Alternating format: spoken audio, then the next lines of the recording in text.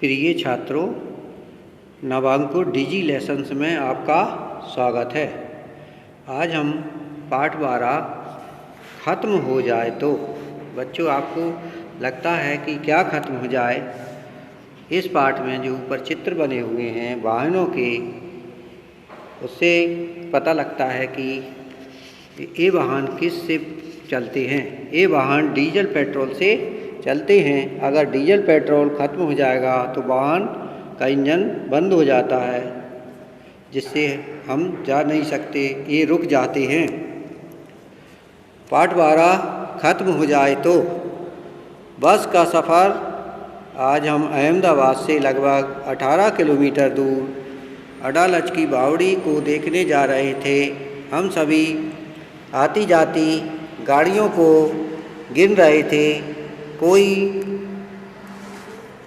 कोई साइकिलें गिन रहा था, तो कोई बसें, कोई कारों की गिनती कर रहा था, तो कोई मोटरसाइकिलों की। अब्राहम साइकिलें गिनने में बोर हो रहा था, क्योंकि इस हाईवे पर साइकिलें तो इक्का दुक्का ही नज़र आ रही थीं। क्रीज हम चौंक गए। हमारी बस ने लाल बत्ती पर ब्रेक लगाई। यह एक बड़ा सा चौराहा था। मैं चारों तरफ गाड़ियों की लंबी कतारें देख रहा था। पौ पौ का शोरगुल, कितना धुआं। शायद उसी धुएं से परेशान होकर रिक्शे में बैठा एक बच्चा ज़ोर ज़ोर से खांस रहा था। मुझे अजीब सी बू आ रही थी, जैसे गांव में बाबा के ट्रैक्टर से आती है।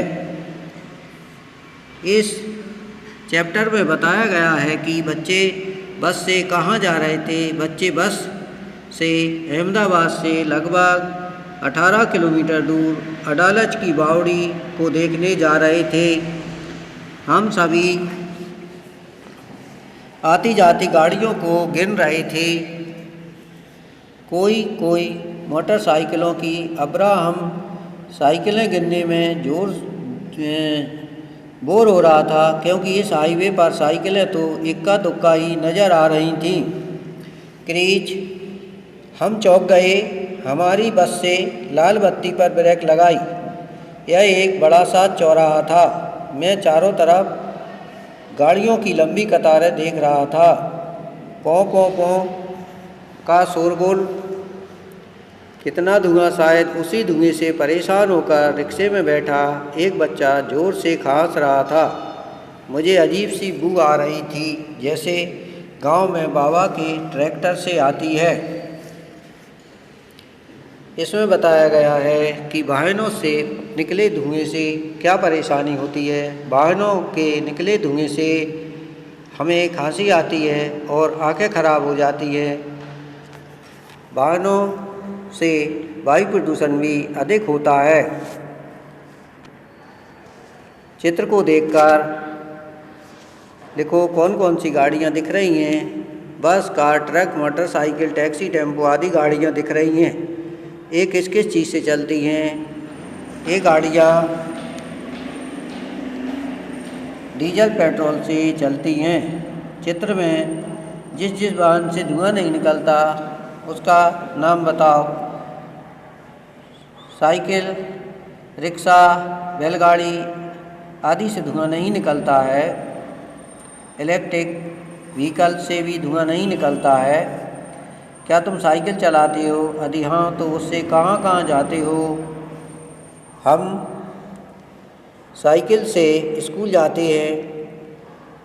तुम्हारे परिवार के लोग घर से बाहर काम पर कैसे कैसे जाते हैं? हमारे परिवार के लोग काम पर साइकिल और मोटरसाइकिल से जाते हैं। गाड़ियों से निकलने वाले धुएं से हमें क्या परेशानी हो सकती है? किस तरह की?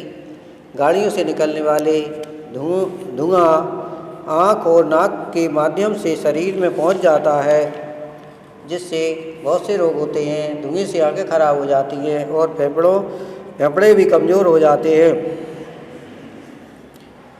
पेट्रोल पंप पर कुछ दूर जाने के बाद ड्राइवर ने तेल भरवाने के लिए बस एक पेट्रोल पंप पर रोक दी। गाड़ियों की कतार देखकर हमें लगा हमारा नंबर काफ़ी देर से आएगा। सब बस से नीचे उतरकर पेट्रोल पंप पर ही घूमने लगे। वहाँ पर कई बोर्ड और बड़े बड़े पोस्टर लगे थे।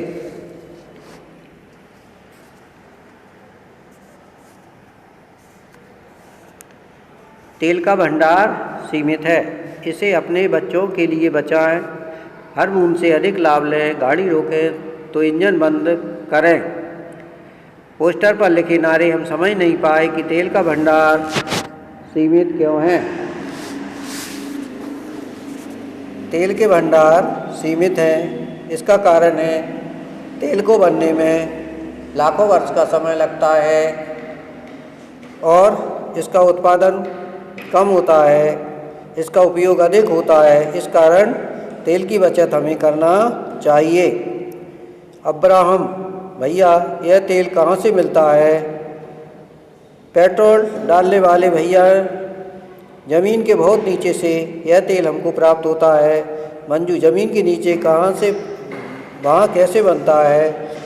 यह ज़मीन के नीचे बहुत धीरे धीरे अपने आप ही बनता है। अब्राहम, तब तो हम खरीदने के बजाय खुद निकाल लें, बोरिंग पंप लगाकर पानी की तरह। भैया यह हर जगह नहीं होता, देश में कुछ ही जगह तेल निकलता है। तेल निकालने साफ करने के लिए बड़ी बड़ी मशीनों का इस्तेमाल किया जाता है। हमारे देश में खनिज तेल कहाँ कहाँ निकाला जाता है? हमारे देश में खनिज तेल के भंडार तमिलनाडु, महाराष्ट्र, राजस्थान, असम और गुजरात में हैं।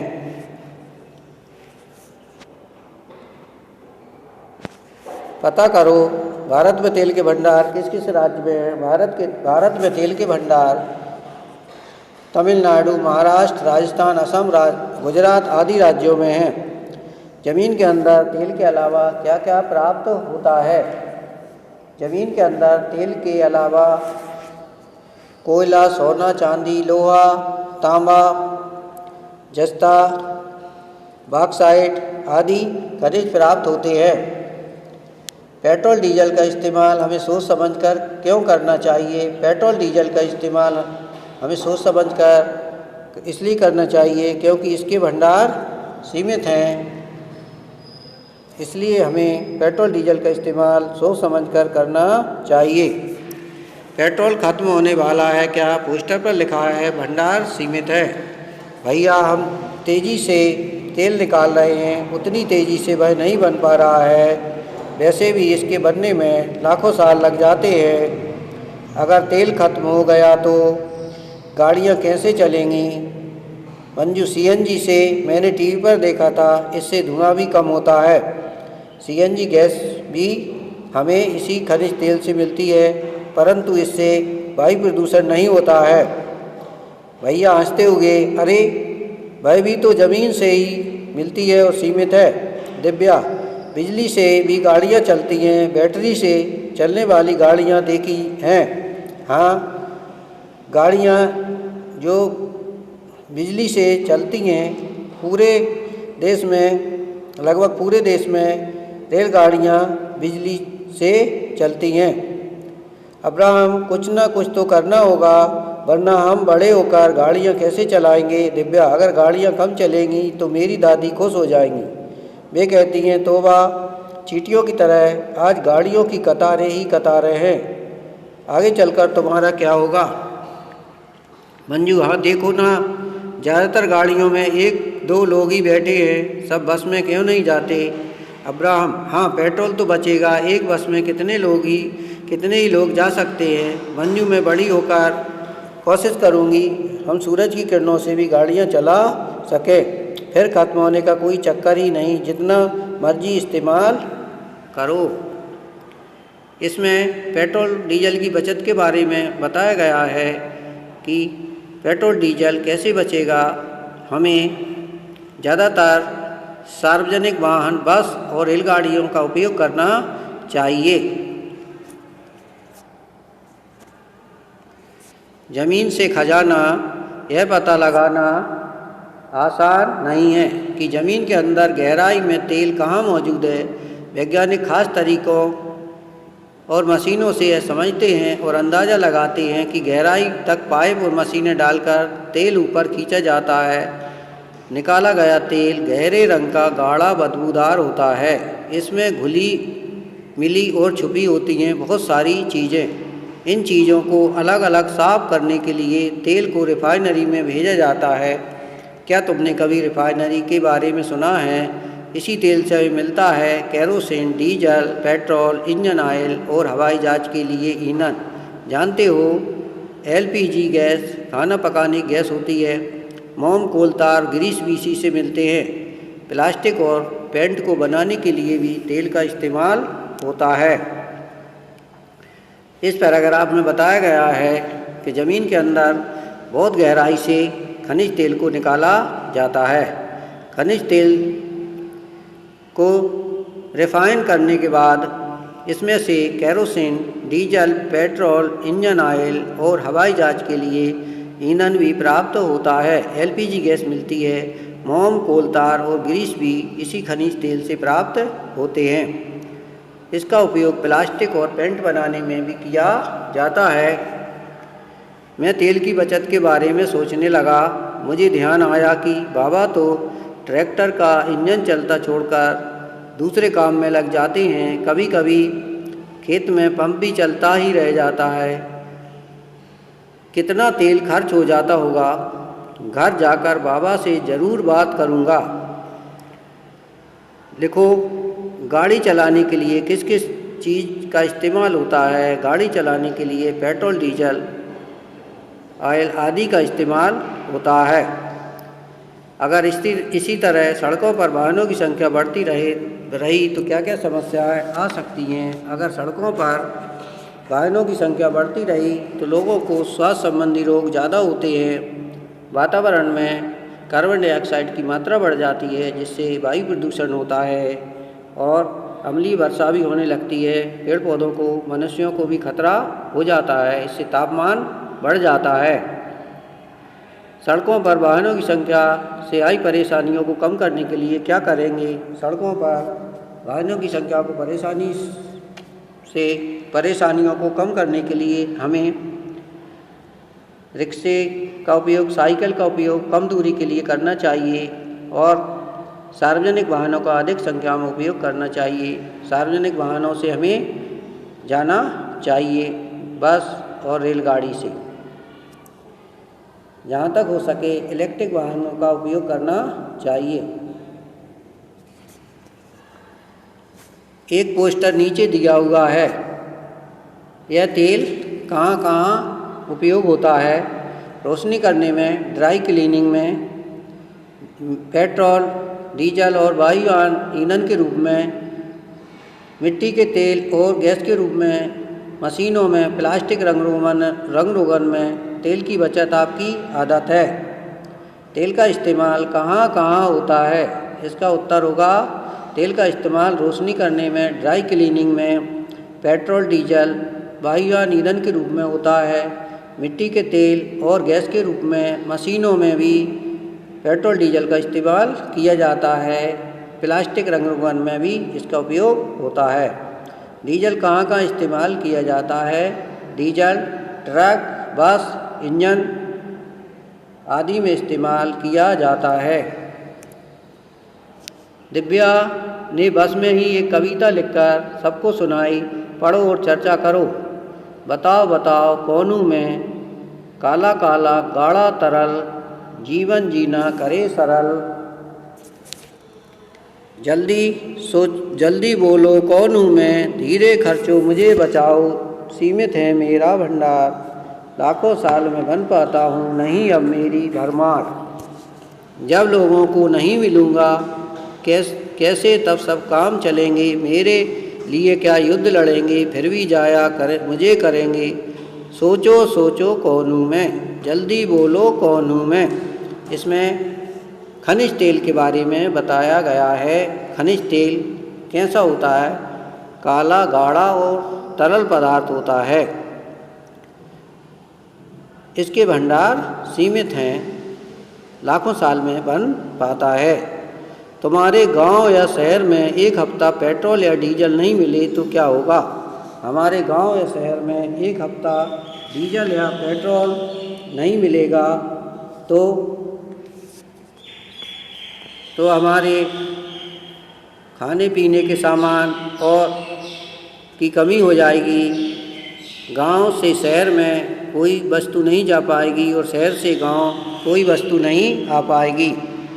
तेल बचाने के कौन कौन से तरीके हैं? तेल बचाने के तरीके, आवश्यक होने पर ही वाहन का उपयोग करना चाहिए। खड़ी गाड़ी या वाहन का इंजन बंद कर देना चाहिए। एक निश्चित गति से वाहन चलाना चाहिए। बैटरी से चलने वाले वाहनों का अधिक उपयोग करना चाहिए। इलेक्ट्रिक वाहनों का भी अधिक उपयोग करना चाहिए और कम दूरी के लिए साइकिल रिक्शे का उपयोग करना चाहिए। घर में चूल्हा कैसे जले? दुर्गा हरियाणा के एक गांव में रहती है। दिन में कई घंटे उसके चूल्हे के लिए लकड़ियां इकट्ठी करने में चले जाते हैं। उसकी बेटी को भी उसकी मदद करनी पड़ती है। दुर्गा को कई महीनों से खांसी है। सीली हुई लकड़ियां जलाने में धुआं भी बहुत होता है, लेकिन दुर्गा के पास कोई और चारा भी तो नहीं। जब खाना जुटाने के पैसे ही नहीं तो उसे पकाने के लिए पैसे कहाँ से लाएं? कुछ गांवों में अभी भी लकड़ियों और कंडों से भोजन पकता है, जिससे धुआं बहुत अधिक होता है। इस धुएं से आँखें भी खराब होती हैं और वायु प्रदूषण होता है। फेफड़े भी खराब होने का डर रहता है। तुम्हारे घर में और आसपास खाना बनाने की जिम्मेदारी किसकी होती है? अगर वे लकड़ी उपलों पर खाना पकाते हैं तो धुएं से किस तरह की परेशानी होती है? अभी मैंने बताया कि लकड़ी और उपलों पर खाना पकाने से हमें बहुत कई प्रकार की परेशानियां आ सकती हैं। इससे आंखें खराब होती हैं और नाक के द्वारा प्रवेश कर यह हमारे फेफड़ों को खराब करता है और भी कई प्रकार की परेशानियां आ सकती हैं। आज हमारे देश के लगभग 2/3 लोग उपले लकड़ी, सूखी टहनियों का इस्तेमाल करते हैं। केवल खाना पकाने के लिए नहीं, आग सेकने, पानी गर्म करने आदि के लिए भी केरोसिन, एलपीजी गैस, कोयला, बिजली आदि का उपयोग किया जाता है। आजकल तो बिजली का उपयोग भी अधिक किया जाता है खाना पकाने में। एलपीजी गैस का उपयोग गांव-गांव में भी होने लगा है। पहले एलपीजी गैस का इस्तेमाल कम होता था। 1996 में 100 में से 75 लोग उपले और कंडों का इस्तेमाल करते थे, परंतु अभी ज़्यादातर 80% लोग एलपीजी गैस का उपयोग करते हैं। अब हम इस पाठ के प्रश्न उत्तर पढ़ेंगे। प्रश्न नंबर 1, कौन कौन से वाहनों को पेट्रोल डीजल की ज़रूरत होती है? बस, ट्रक, कार, टैक्सी, टेम्पो आदि वाहनों को डीजल पेट्रोल की ज़रूरत होती है। पेट्रोल डीजल से ही इंजन को ऊर्जा मिलती है। इस ऊर्जा से वाहन चलते हैं। कौन कौन से वाहन बिना डीजल पेट्रोल के चलते हैं? साइकिल, रिक्शा, तांगा, बैलगाड़ी। इलेक्ट्रिक वाहन बिना डीजल पेट्रोल के ही चलते हैं। वाहनों के तेज हॉर्न से हमें क्या परेशानी होती है? वाहनों के तेज हॉर्न से ध्वनि प्रदूषण बढ़ता है, जिससे कम सुनाई देने लगता है। लोगों में बहरापन ध्वनि प्रदूषण से ही बढ़ता है। गाड़ियों के धुएं से हमें क्या क्या परेशानियां आती हैं? गाड़ियों से निकलने वाले धुएं से हमें कई परेशानियां आती हैं। यह आँख और नाक के माध्यम से हमारी प्रवेश कर जाता है। इससे हमारी आंखें खराब होती हैं, फेफड़े भी कमज़ोर हो जाते हैं। खनिज तेल कहाँ से मिलता है? खनिज तेल जमीन में बहुत गहराई पर मिलता है। भारत में तेल के भंडार कहाँ कहाँ पाए जाते हैं? उत्तर, भारत में तेल के भंडार तमिलनाडु, असम, गुजरात, राजस्थान राज्यों में पाए जाते हैं। ज़मीन से निकले तेल से कौन कौन सी चीज़ें प्राप्त होती हैं? ज़मीन से निकले तेल से हमें kerosene, diesel, petrol, oil, LPG gas, coal tar, grease आदि चीज़ें मिलती हैं। कोल तार का उपयोग सड़क बनाने में किया जाता है। ज़मीन के अंदर तेल के अलावा और क्या क्या मिलता है? ज़मीन के अंदर तेल के अलावा कोयला, सोना, चांदी, हीरा, तांबा, बॉक्साइट, जस्ता, लोहा आदि खनिज मिलते हैं। खनिज तेल के भंडार सीमित हैं। कारण बताओ। खनिज तेल बनने में लाखों वर्ष लग जाते हैं। इसका उपयोग अधिक होता है, इस कारण से खनिज तेल के भंडार सीमित हैं।